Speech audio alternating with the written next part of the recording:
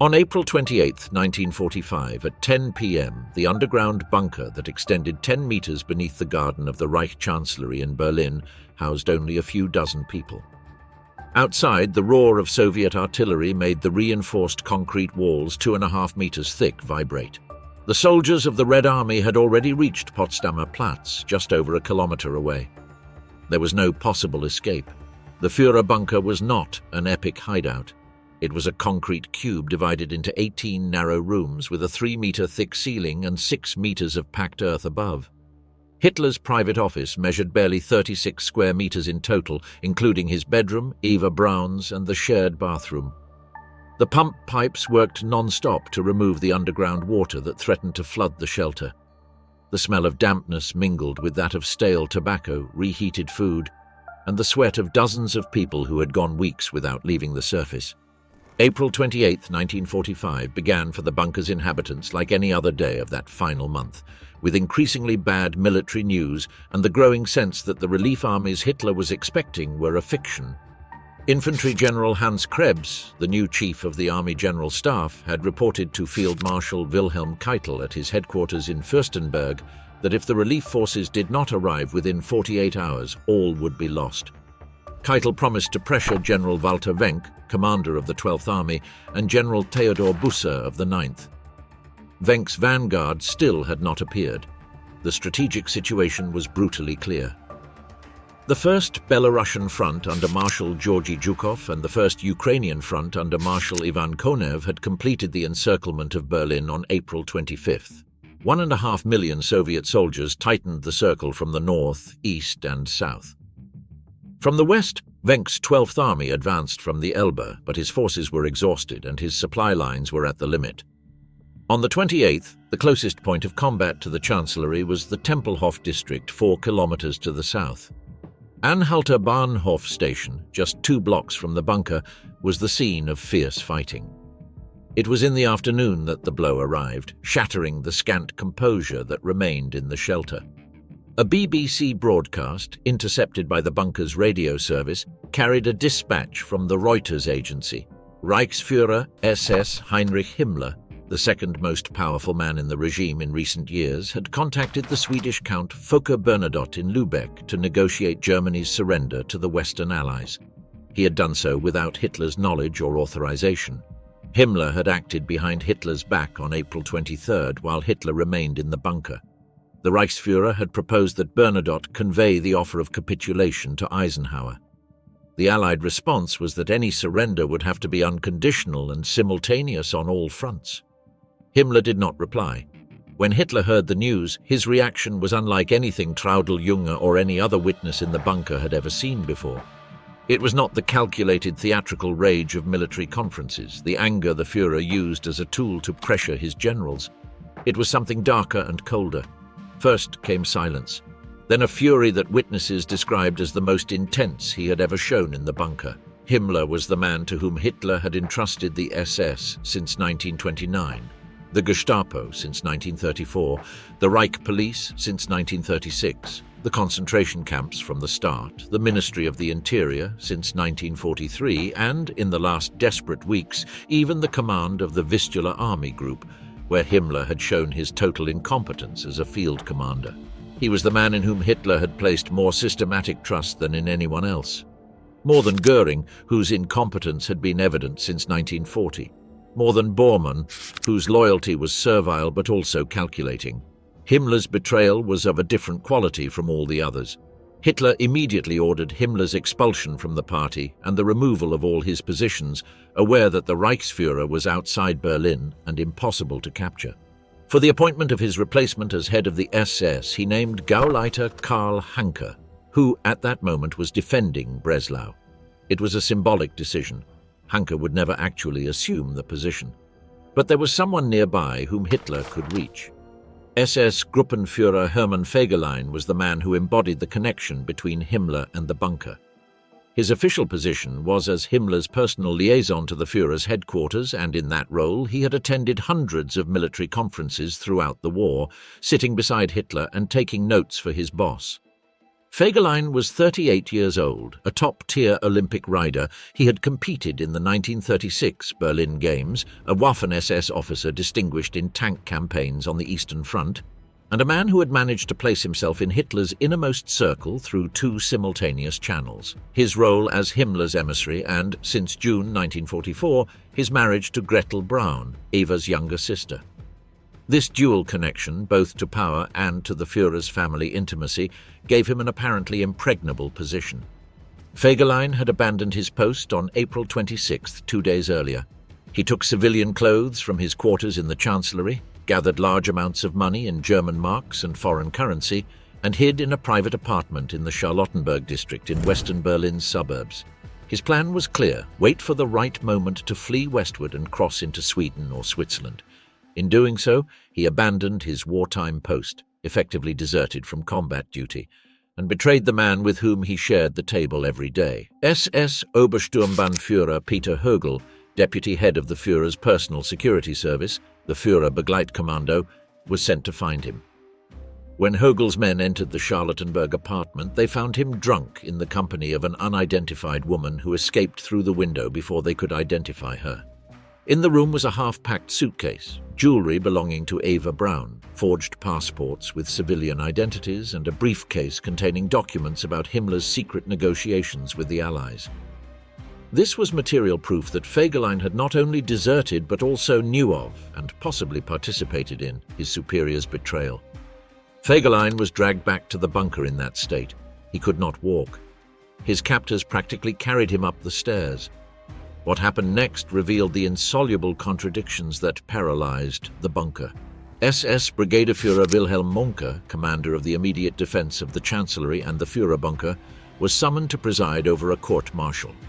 Mohnke was a veteran of the Waffen-SS, commander of the Leibstandarte division since 1943, a man who knew military regulations by heart. He summoned the judges, arranged the room, and faced an accused who could neither stand nor articulate a single coherent sentence. The corresponding article of the regulations was unequivocal: no soldier could be tried while intoxicated. Mohnke closed the proceedings and postponed them. It did not matter. In the bunker at that hour, the procedure was irrelevant. Eva Braun intervened before Hitler. She did so, according to eyewitness testimony, with remarkable calm, without pleading or tears. She explained that Fegelein was the father of the child her sister Gretel was expecting, that Gretel was 8 months pregnant, and that the child bore no responsibility for anything her father had done. Hitler listened, and he was ruthless. The relationship as a brother-in-law counted for nothing. Gretel Braun's pregnancy counted for nothing. Purely military logic, that Fegelein could not be tried in that state, counted for nothing. In the early hours between April 28th and 29th, in the Chancellery Garden or its immediate surroundings, the sources differ on the exact location, SS Gruppenführer Hermann Fegelein was taken to the surface and executed by members of the Führer's personal security service. His body was left in the shattered gardens of the Chancellery among rubble and artillery craters. Weeks later, Soviet forensic teams would find the corpse. His daughter, Eva Barbara Fegelein, was born on May 5, 1945. 5 days after her father was executed, 5 days after her political uncle and her aunt also died in that same basement. A few hours after Fegelein's execution, at the midnight dividing April 28th and 29th, with Soviet artillery closing in meter by meter on the distance between the German defensive lines and the Chancellery, Adolf Hitler held a ceremony he had postponed for 13 years. The story of Adolf Hitler and Eva Anna Braun began in 1929 at Heinrich Hoffmann's photography studio in Munich. Eva was 17 and worked as Hoffmann's assistant, the official photographer of the Nazi Party. Hitler was 40. According to Hoffmann himself, the first time they met, Eva asked her colleagues who the man with the mustache was, the one who requested so many photographs.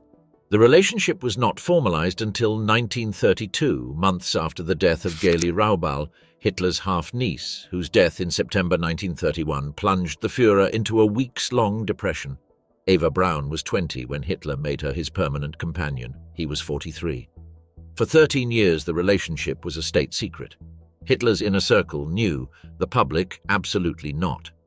Eva lived in an apartment in Munich that Hitler had gifted her in 1936, visited the Berghof regularly, but never appeared at public events. Her name never appeared in the press. When Hitler received state visitors, Eva withdrew to her private rooms. This anonymity was deliberate. Hitler believed his political image depended on presenting himself as a man who had sacrificed his personal life for Germany. The existence of a permanent mistress would have damaged that myth. Eva had tried to break that secrecy twice. In 1932 and 1935, she attempted suicide under circumstances that biographers have interpreted differently, as genuine attempts, as cries for attention, or as a combination of both. On the second occasion, the bullet grazed her neck. Hitler went with her to the emergency hospital, and from then on, their relationship took on a different stability. Eva accepted the conditions. Hitler assigned her rooms in the Reich Chancellery, ordered that she be treated with the respect due to the unofficial First Lady of the Reich, and continued keeping her out of public scrutiny. In January 1945, when the situation on the Eastern Front became catastrophic, and Hitler decided to move to Berlin to direct the defense from the bunker, he left her at the Berghof. He preferred her safety. Eva made her own decision. On April 15th, with Berlin already threatened and the first battles approaching the city, she appeared in the bunker without being summoned. She had disobeyed a direct order. Hitler received her with evident relief. The other inhabitants of the shelter felt it too. Eva's presence was one of the few factors that softened the Führer's character during those days of increasing anguish. Secretary Traudl Juncker recorded it precisely. Eva Braun's personality in the bunker was of an almost incomprehensible serenity, a deliberate joy that contrasted brutally with the atmosphere of defeat that permeated every conversation and every corridor. On April 22nd, after the military conference in which Hitler admitted to his generals that the war was lost, he tried to convince her to leave by plane to the south. The Soviets were advancing. The city could not hold out for more than a few days. Eva responded what she had been wanting to say for weeks. She was staying. According to Traudl Junger's testimony, it was then that Hitler did something no one in his close circle had ever seen him do publicly. He lightly kissed Eva Braun on the lips in the presence of the secretaries and other staff. It was a gesture of unusual intimacy for a man who had built his entire public image on the suppression of his private affections. The decision to marry was made days later, in the early hours between April 28th and 29th. There is no precise record of the exact moment Hitler communicated it, but Walter Wagner, the civil registry official from Berlin who arrived at the bunker to officiate the ceremony, was located that same night at a Volkssturm defense post and brought to the bunker under armed escort. He was a pale man of medium height with a several-days-old beard and the Volkssturm armband on his arm. His eyes betrayed someone who had not slept more than 3 consecutive hours for weeks. The documents he brought were not the formal parchment records of a normal civil registry, but typewritten sheets with blank spaces he filled in by hand on a table still covered with military maps. The room was the bunker's map room, 9 square meters, a central table, 4 chairs, concrete walls, seeping moisture. The same walls where Hitler had pointed out army positions that no longer existed, where he had moved markers across maps, promising himself that Wenck would arrive, that Busse would break the encirclement, that Berlin would hold. Eva Braun wore a black silk afternoon dress with a V-neck.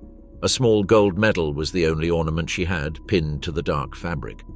Hitler appeared in black trousers and a navy blue double-breasted jacket with metal buttons. It was his attire for the bunker's last days, not the full Wehrmacht uniform nor the civilian politician's frock coat. A single decoration adorned his chest, the Iron Cross First Class, earned as a communications corporal in World War I in 1914 when he was 25.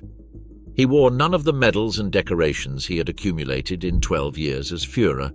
Wagner completed the identification details. The legal ritual of civil marriage under the Nazi regime included an explicit declaration. Both spouses had to swear that they were of pure Aryan descent and free of hereditary diseases that would prevent the marriage. The same legal system that had been used to discriminate against and exterminate millions was now being used to formalize the union of the man who had built it. Adolf and Eva swore their vows. Wagner asked if each accepted the other as a spouse. Both answered affirmatively. Bormann signed as the groom's witness. Goebbels signed as the bride's witness. The rings they exchanged had been hastily searched for among the bunker staff's belongings. The gold in those rings was probably loot from some occupied territory. When Eva began to sign the record, she instinctively wrote her maiden name. She struck through the B mid-stroke and completed the signature as Eva Hitler. Walter Wagner picked up the Volkssturm cap that an SS soldier handed him, walked down the poorly lit bunker stairs, still brushing off plaster dust left by the bombardment on his uniform, and was escorted back to the surface. Post-war investigations were never able to locate him. He disappeared in the Battle of Berlin. The newlyweds and their guests walked a few steps down the main corridor of the bunker to Hitler's office living room. Along one side of the corridor, fire hoses were coiled and stacked against the wall. Above, on the surface, Soviet shells were falling, shaking the concrete. Below, Bohemian glass tinkled on the table as champagne filled the glasses. The Goebbels dominated the conversation in the first few minutes. Their wedding, at which Hitler had served as best man, became the thread for a reminiscence of better times. The contrast was hard to ignore.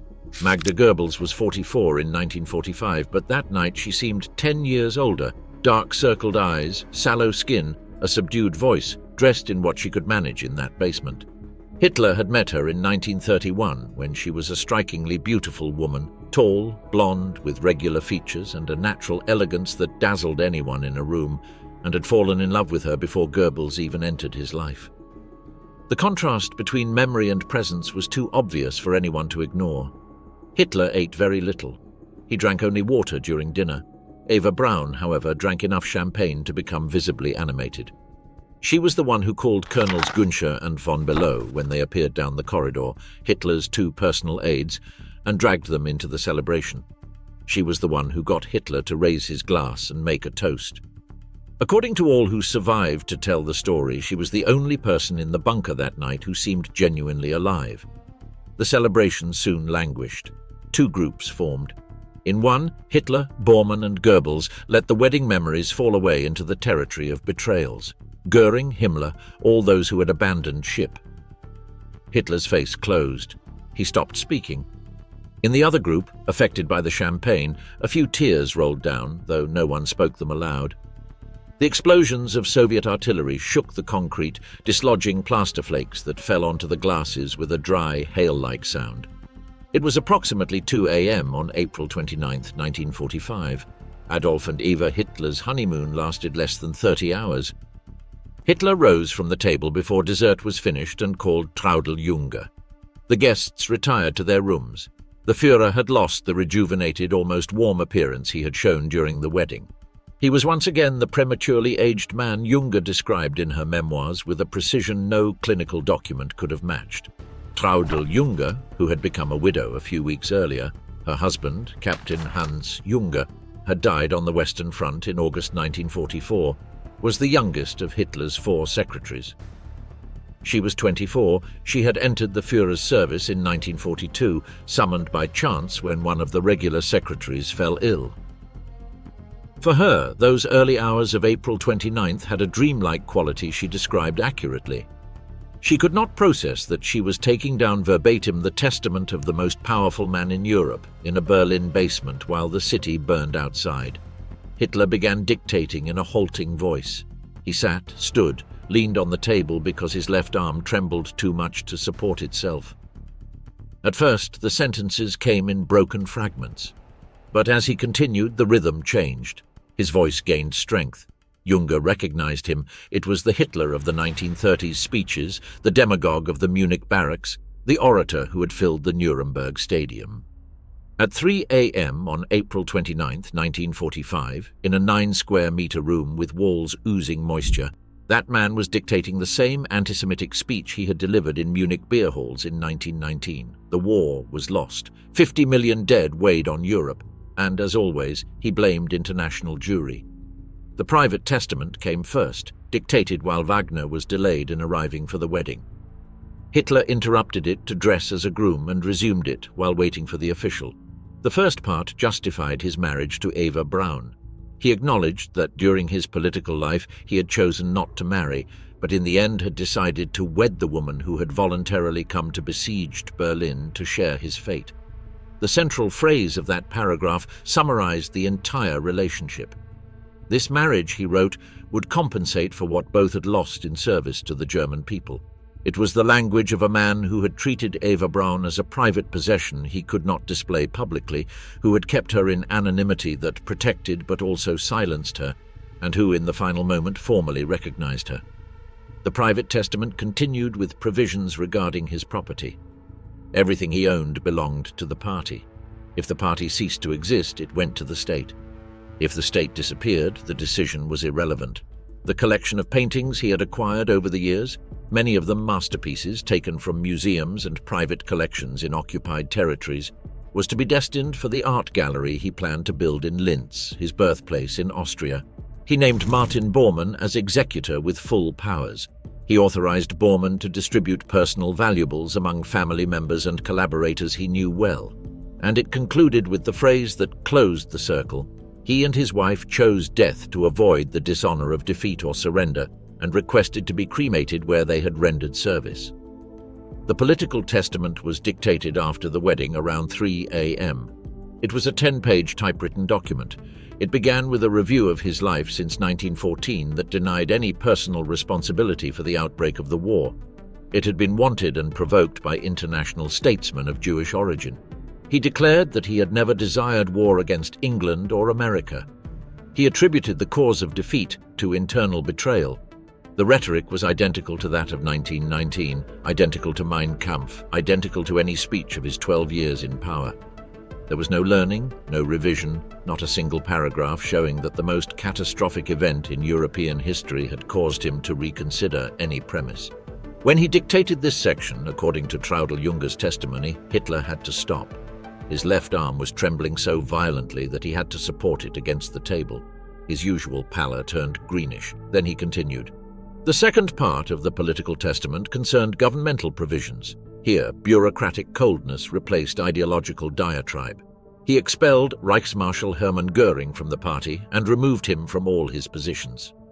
The formal accusation was having attempted to seize power illegitimately on April 23rd, when Göring sent a telegram from Berchtesgaden proposing to assume leadership of the Reich if Hitler could not be reached. That telegram had been the trigger of Hitler's fury 5 days earlier. Bormann had interpreted and presented it as an attempted coup. Göring had been arrested by the SS in Berchtesgaden and was under custody. Now he was formally expelled. He also expelled Reichsführer SS Heinrich Himmler from the party and removed him from all offices, accusing him of secret negotiations with the enemy. The irony was that Himmler, the man who had built the most efficient terror apparatus in modern history, the architect of the extermination camps responsible for the murder of millions, was officially expelled from the Nazi Party for trying in his last days to save his own life by negotiating with the Allies. In his place, Hitler appointed Grand Admiral Karl Dönitz as the new Reich President and Commander-in-Chief of the Armed Forces. The choice of Dönitz was significant. The admiral was not a politician. He was a pure military man, commander of the U-boat fleet that had cost the Allies hundreds of ships in the Atlantic, a man of rigid discipline and unconditional loyalty who had never questioned any order from Hitler. By appointing him, Hitler prevented the successor from being one of the party's political hierarchs, Bormann, Goebbels, and ensured, at least in theory, that the state would continue to fight. Goebbels was appointed Reich Chancellor, Bormann, party minister. The rest of the ministerial list was an exercise in a phantom government, names of people in positions that in many cases no longer functioned as entities, connected to a Reich that at that moment was the size of a basement. The testament concluded with a paragraph that had the structure of a personal will mixed with a political decree. He asked military commanders to encourage resistance until the end. He requested that in the future it be part of the German code of honor that the surrender of a city or area should never be negotiable. He demanded obedience to the new government, and in the final sentence crowning the entire document, he entrusted the new state leadership with the strict observance of racial laws and relentless resistance against international Jewry. The date at the bottom of the political testament was April 29, 1945. 4 a.m. Junger typed the text. Less than an hour later, she delivered the 10 typewritten pages. Hitler summoned Bormann, Generals Burgdorf and Krebs, and Dr. Helmut Fritzsche, Undersecretary in the Ministry of Propaganda, to sign the political testament. Bormann, Goebbels, and Colonel von Below signed the private testament. Goebbels remained reading his copy of the political testament. He was dissatisfied with one specific point. The testament ordered members of the new government to leave Berlin, to put national interests above personal feelings. It was a direct order to leave and survive in order to govern. Goebbels went to Hitler's office and told him. Briefly, without dramatics, he said that he and Magda had decided to die along with their children immediately after the Führer did. Exhausted, Hitler ended the conversation and went to his bedroom. Eva had already retired 2 hours earlier and was sleeping fitfully. Goebbels returned to his room and remained awake. At 5:30 a.m. on April 29th, he drafted an annex to Hitler's testament. It was a half-page text that, in the cold and precise language characteristic of all his writings, explained why he refused to obey the Führer's order. His central argument was that loyalty in extreme moments was the only proof that mattered. A man who abandoned Hitler at that instant would be discredited in history. And Goebbels, more than anything he had experienced in 20 years of politics, valued his reputation. The second reason, not written in the annex but evident from the context, was the one David Solar clearly identified. Goebbels knew exactly what awaited him and his family if they fell into the hands of the Allies. Telegrams continued to arrive at his Ministry of Propaganda from international agencies. He knew what was being uncovered in the extermination camps in Poland. He knew the decisions the Allies had made in Nuremberg regarding the regime's leaders. He knew he would be tried, exposed to worldwide scorn, and executed in the most ignominious manner possible. He was unwilling to endure that fate, and he was unwilling for Magda to be at the mercy of the Soviet troops or for their children to live the rest of their lives under the stigma of their surname. In the early hours of April 29th, while the bunker finally lay in silence, Goebbels and Bormann drafted their own final resolutions in different rooms of the basement. Bormann, unable to sleep, took his diary and wrote, "The traitors Jodl, Himmler and Steiner have abandoned us to the mercy of the Bolsheviks. Another heavy bombardment. The enemy reports that the Americans have entered Munich." He closed the diary, lay down on his cot, and turned off the light. A piece of plaster fell on his face as the bunker shook again. He muttered a curse under his breath. It was 6 a.m. on April 29th, 1945. At 9 a.m. on April 29th, while Hitler slept after barely 6 hours of restless sleep, Major Bernd Freytag von Loringhoven, aide to General Krebs, shook his colleague, Captain Gerhard Bolt. "You haven't heard the news from last night, have you?" he asked with a sly grin. Bolt took a few seconds to register. "Our Führer got married last night," concluded von Loringhoven. General Hans Krebs, who was sleeping in the adjacent room, woke up at the laughter and scolded them. "Have you gone mad? How dare you mock our Supreme Commander like that?" It was one of the few moments of genuine humor the bunker had witnessed in weeks. Von Loringhoven recorded it in his memoirs, published decades later under the title In the Bunker with Hitler, and it is one of the fragments that best captures the cognitive dissonance inhabiting that basement. Men who knew they would die in the coming hours, yet still found the human gesture of laughing at something. Bormann had been up since 8 a.m. and had already made a decision. Hitler's political and private testaments were documents of historical and immediate practical importance. The new government needed to be notified in order to function. Admiral Dönitz, at his headquarters in Plön-Holstein, 500 miles to the north, was now formally Reich president, and he didn't know it. Marshal Ferdinand Schörner, commander of the Army Group Center in the metalliferous mountains of Bohemia, was the new army commander-in-chief, and he also didn't know. The problem was communication. The VHF radio antenna, which worked via a tethered balloon, had fallen during the night of April 28th to 29th. The cable holding the balloon had snapped, probably due to shrapnel impact. This cut off the bunker's highest quality communication system, which allowed direct voice conversations with external headquarters. What remained was the teletype, whose physical lines were increasingly disrupted by bombardments, and the conventional telephone, through which establishing communication outside Berlin was a matter of chance. Sometimes no one answered, sometimes a voice in Russian, sometimes a German describing combat just meters away, sometimes someone cursing because the Soviets were on the floor below. Physical copies of the testaments, carried by human messengers, were the only guarantee they would reach their destinations. Bormann had asked his aide, SS Colonel Wilhelm Zander, to undertake the journey to Plön the night before. Zander had refused, not defiantly, but arguing loyalty. At that moment, his duty was to remain with the Führer. In reality, what drove Zander was a mixture of real fear. Leaving Berlin that night was almost a death sentence, and morbid curiosity. He wanted to see how it would all end. Bormann promised to discuss it with Hitler and went to bed. In the morning, he brought it up again. This time, Zander could not refuse. He set out on the journey. Colonel Zander left the bunker carrying 3 documents, a copy of Hitler's political testament, a copy of his private testament, and the marriage certificate of the Führer and Eva Braun.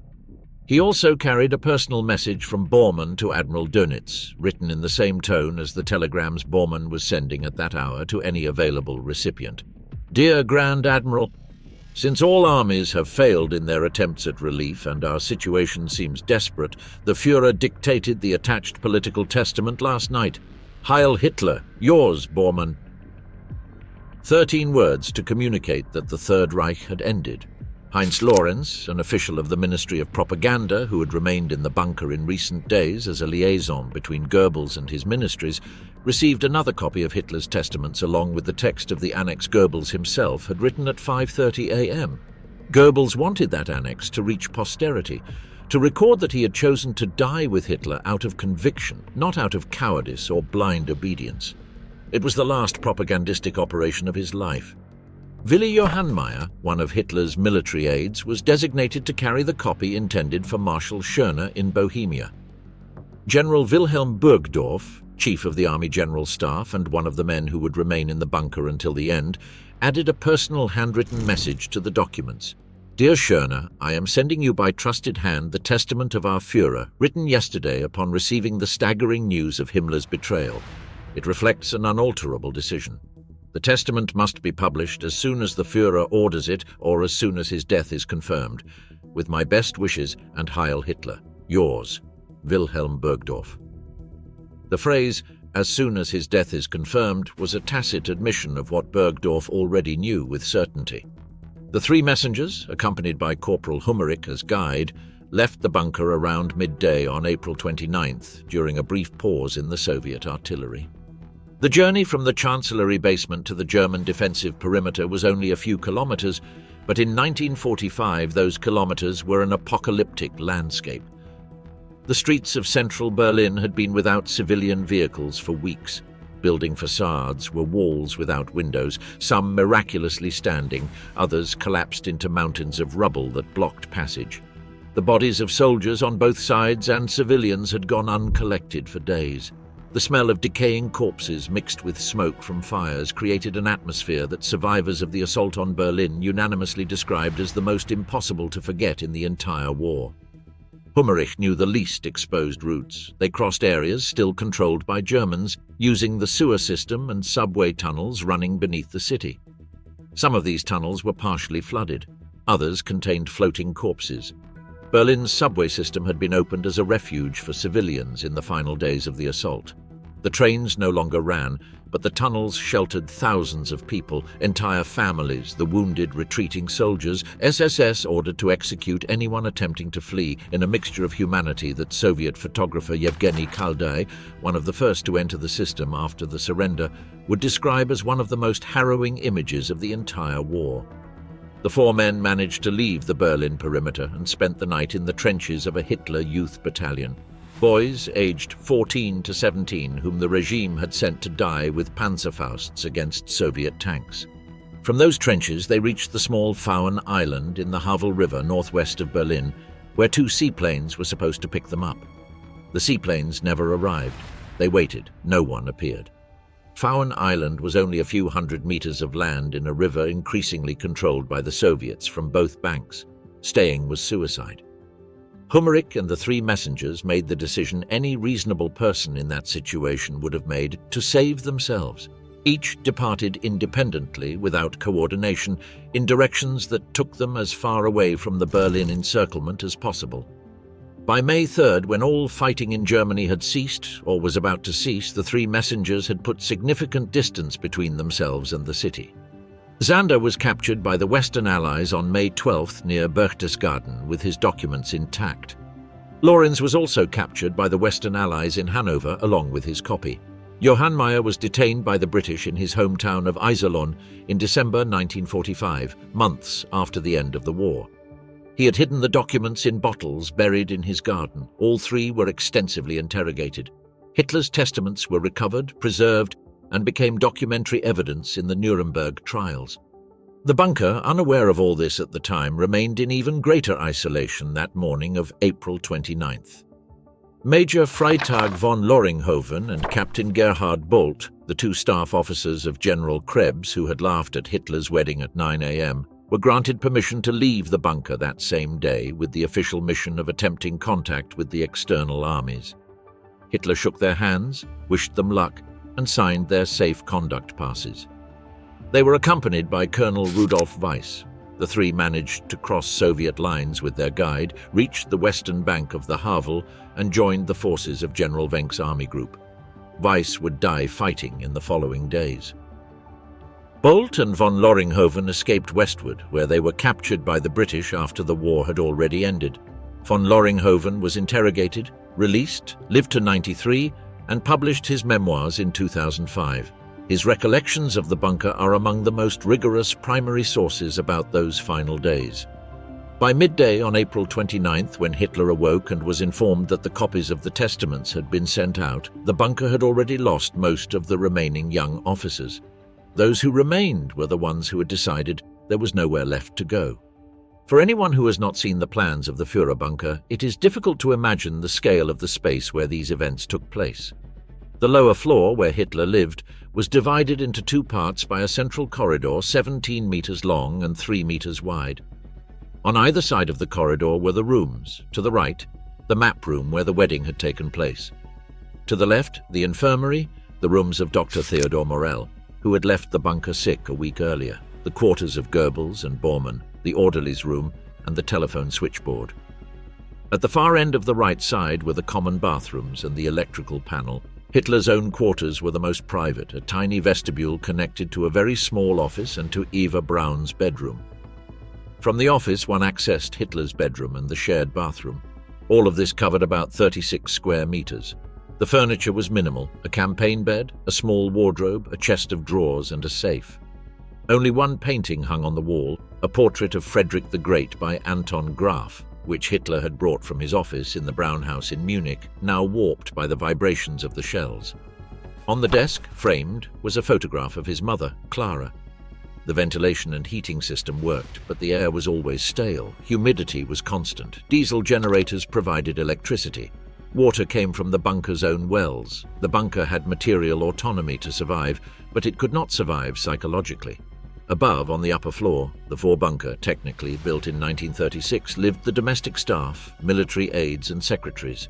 Magda Goebbels and her 6 children, Helga, Hildegard, Helmut, Holdine, Hedwig and Heidrun, aged 12 to 4, were also housed there.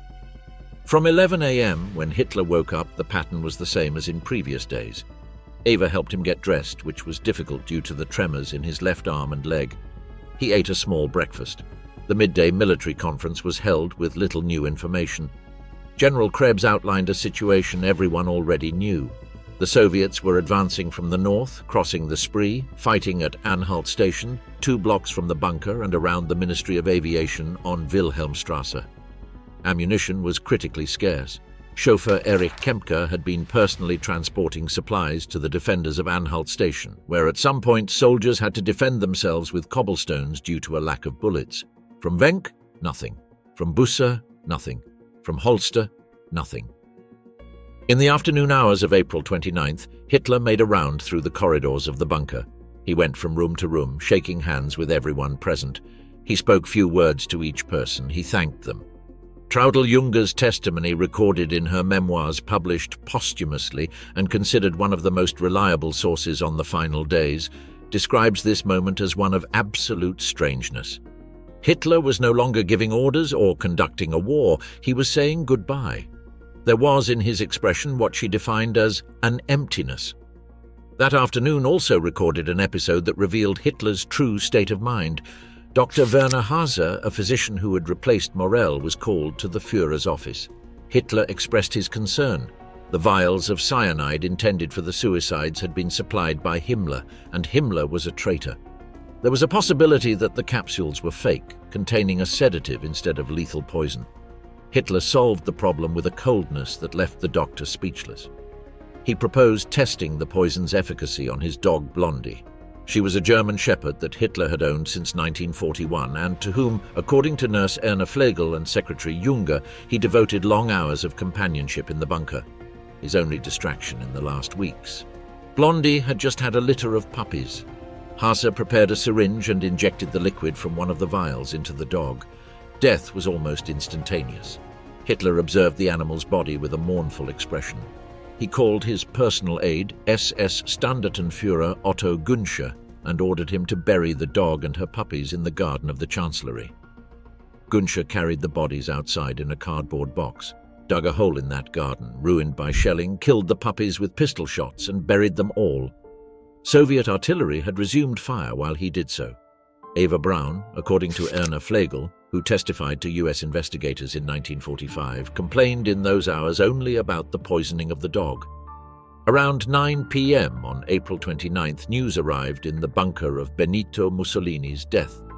The Duce had been captured by communist partisans the previous day, April 28th, along with his lover Clara Petacci, while attempting to flee to Switzerland, disguised as a German soldier.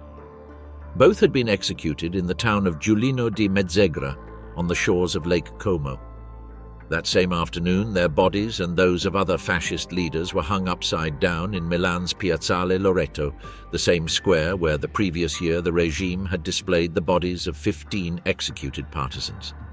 Versions diverge on how the news reached the bunker. Some testimonies point to a laconic telegram, while others indicate that it was an Italian radio broadcast that recounted in detail the execution and public humiliation of the bodies. What is certain is that the news fell upon those present like a sentence. Hitler and Eva Braun had already decided that their bodies would be cremated. This news reinforced that decision. That night's military meeting was the most desolate. General Krebs transmitted Hitler's 5 questions about the whereabouts of the relief armies to General Alfred Jodl, chief of the operations staff at the OKW, by radio. They asked about Wenck, the Ninth Army, and Holster's vanguards. They waited in vain for hours for a reply. Bormann sent 2 telegrams to Dönitz that same day. The first demanded measures against the traitors in northern Germany. The second, more alarming, was addressed to the subordinates in Berchtesgaden, who were guarding Marshal Hermann Göring under house arrest since April 23rd. If Berlin and we fall, the traitors of April 23rd must be exterminated. The prison commander disobeyed the order. Bormann never found out. In the early hours of April 30th, Jodl's response to Hitler's 5 questions finally arrived. Wenck's vanguards were stalled south of Lake Schwielo. The Ninth Army was trapped, trying to break through. Holst had gone on the defensive. No relief was possible. For Hitler, it was the confirmation of what he had already known, what deep down he had known for weeks. Colonel Nikolaus von Below, a Luftwaffe aide who had served by his side for 8 years, left the bunker that night carrying a final message for Marshal Wilhelm Keitel. Hitler handed him a note that von Below memorized and destroyed before being captured by the Soviets, just in case.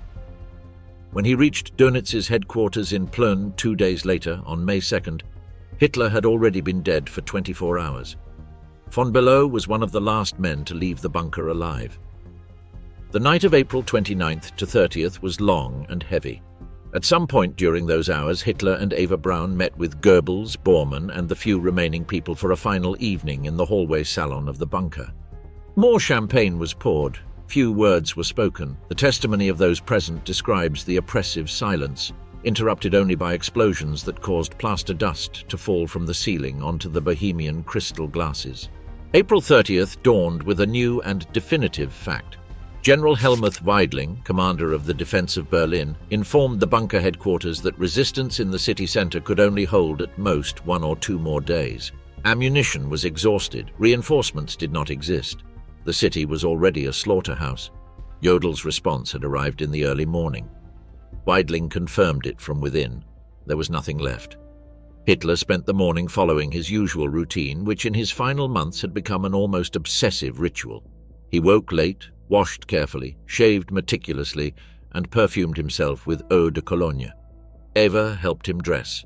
They had a light breakfast. The last military conference of his life was held near noon. It was brief. He ate with the secretaries and the cook, manziali, spaghetti, according to the usual menu. The conversation was normal, almost absurdly normal, as if none of those present wanted to name what everyone knew was about to happen. After the meal, Hitler said his goodbyes individually to those remaining in the bunker. He went room by room, corridor by corridor. There were only a few dozen people, soldiers, secretaries, doctors, aides. He shook their hands. He spoke few words. To some, he said nothing. Around 2 p.m., Hitler spoke for the last time with General Weidling. He gave him permission to attempt a breakout and the evacuation of the survivors from the bunker to the German lines in the west. It was not a surrender, it was an escape. Weidling received formal authorization around 1 p.m.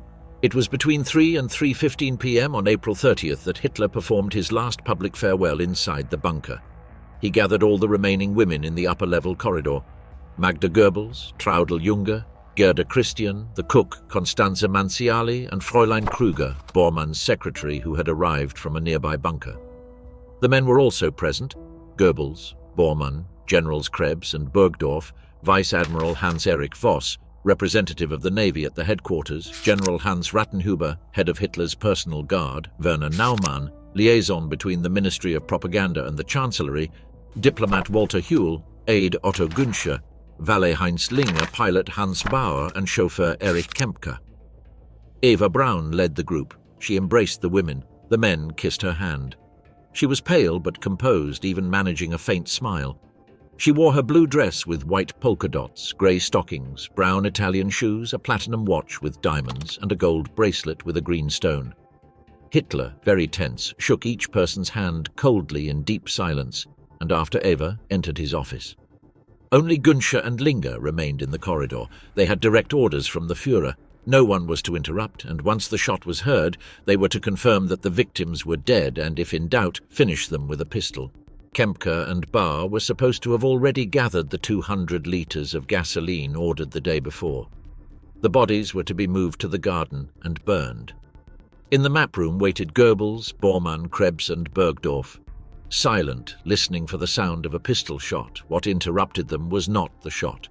It was Magda Goebbels. She burst into the corridor in a last desperate attempt to see Hitler, to stop him, to save her children from the fate she herself had decided for them. She struggled with Günsche, who was nearly 2 meters tall. She failed. At least she managed to have him relay her plea. Günsche opened the door. Hitler was standing in front of the portrait of Frederick the Great next to his desk. He did not see Eva, but heard the sound of the toilet flushing. Hitler looked at Günsche with mute surprise. When he conveyed Magda's plea, he responded coldly, "I do not want to see her." Günsche left and closed the door. Magda was taken back to the upper level.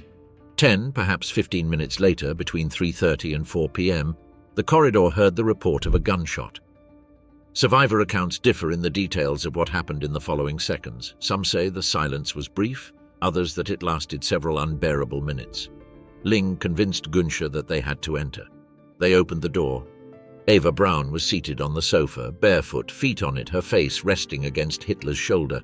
She had bitten into the glass capsule containing potassium cyanide. Her legs were contracted, probably due to the effects of the poison on her muscles. Next to her reachable hand on the side table lay a small Walter pistol she had not used. A vase of artificial flowers was overturned, likely knocked over in the final moments. Adolf Hitler was seated on the sofa, in front of the portrait of Frederick the Great. His head rested against the backrest, his mouth was twisted, with visible remnants of the glass capsule that had contained the cyanide. On his right temple there was a black hole from which blood still flowed, the hair singed by the flash of the close-range gunshot. His left hand, over his heart, held the portrait of his mother Clara, carried with him for 40 years since her death in 1907. His right hand hung limply beside the sofa, having released the Walther 7.65 pistol that lay on the floor.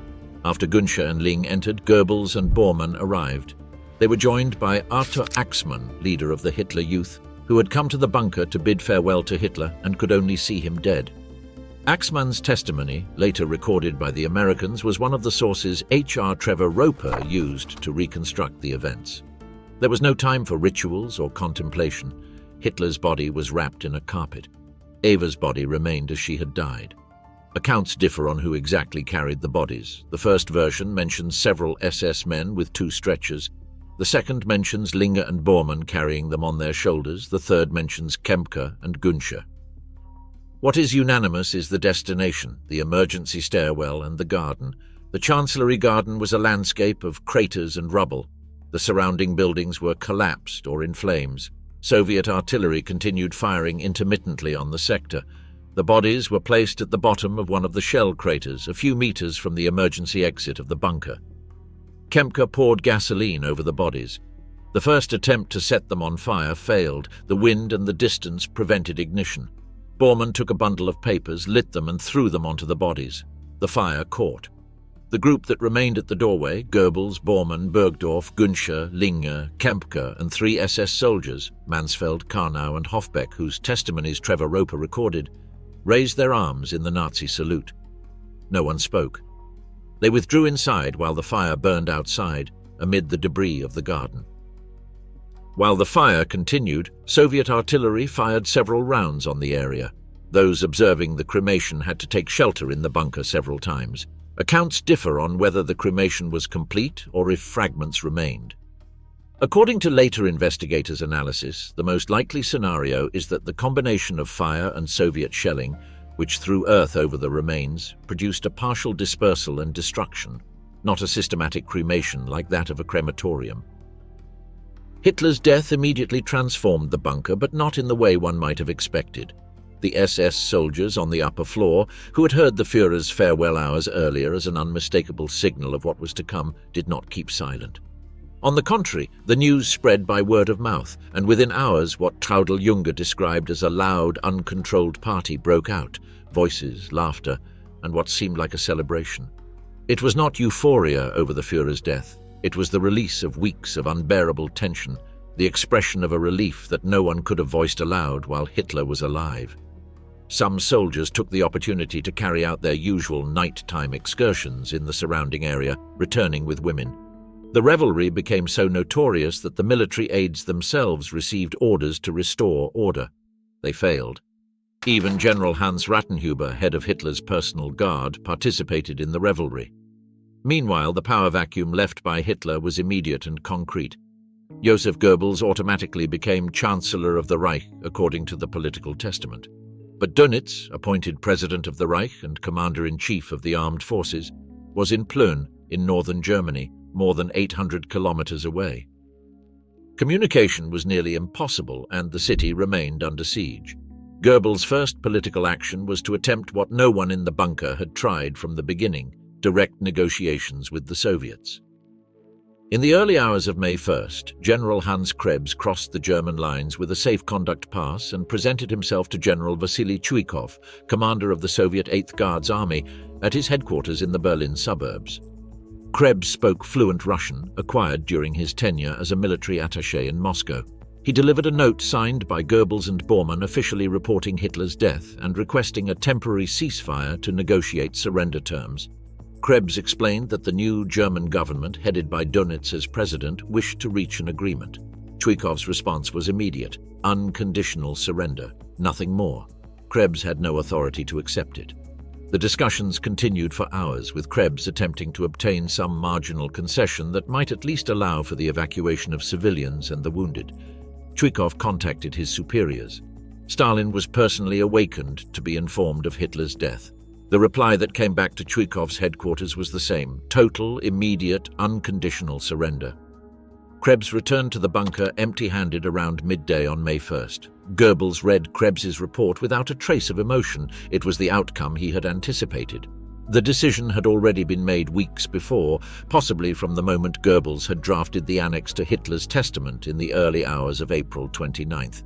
He was a cultured, intelligent man, deeply versed in history, fully aware of what had happened after World War I in a defeat considerably less chaotic than this one. He knew what the Allies had discovered in the extermination camps. He knew what awaited him. In the afternoon of May 1st, Magda Goebbels took her 6 children to their rooms on the upper floor of the bunker. Helga was 12, Hildegard 11, Helmut 9, Holdine 8, Hedwig 7, Heidrun 4. All had names beginning with H in honor of Hitler. Magda first administered barbiturates dissolved in a beverage, probably cocoa, to put them to sleep. Once they were unconscious, she placed cyanide capsules in their mouths and made them bite down. The testimony of Erna Flegel, the nurse who remained in the bunker until the end, and the forensic findings of the Soviet doctors who examined the bodies confirmed the method. The Soviet forensic team noted that Helga, the eldest, showed signs suggesting she had resisted before being sedated, or that the sedative in her case had been partially ineffective. The fact that Magda Goebbels chose to die with her children rather than attempting to save even their lives, something the Soviet command would probably have allowed, has been the subject of extensive historiographical debate. The most documented analysis indicates that Magda was a genuine believer in Nazi ideology, not an opportunistic follower, and that she truly considered her children could not live in a world without National Socialism. Joseph and Magda Goebbels left the bunker around 8:30 p.m. Testimonies about their deaths are contradictory. Gunsche and Rattenhuber declared that both committed suicide with cyanide, but other accounts indicate that they may also have been shot. What is documented is that their bodies were found by the Soviets in the garden of the Chancellery, partially burned, but not systematically cremated, alongside the bodies of their 6 children.